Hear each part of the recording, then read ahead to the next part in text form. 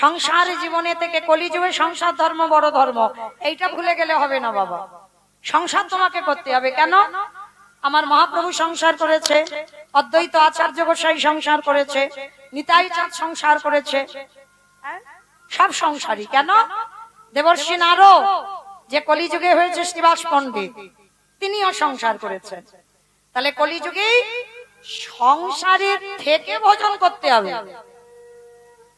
কি বাবা, সত্য ত্রেতার যুগের মানুষরা ধ্যান তপস্যা করেছে, বউ বাচ্চা ছিল না, ছেলে পুলে ছিল না, কোনো চিন্তা ভাবনা ছিল না, নিশ্চিন্তে ভজন করেছে। ছেলে বলবে আমায় দাও, বউ বলবে আমায় দাও, আত্মীয় পরিজন বলবে দাও দাও দাও। সেই দাও দাও এর মধ্যে থেকে তোমার ভজন করে বেরোতে হবে, তবেই হবে তুমি কলিযুগে শ্রেষ্ঠ ভক্ত। তাহলে চলে আজকের আমরা সবাই এই রঘুনাথের কথা জানবো। তো সবার আগে বলি বাবা, বৈরাগ্য মানে এটা নয় যে বাবা মা ছেলে পুলে স্ত্রীকে সব ফেলে রেখে চলে যাও,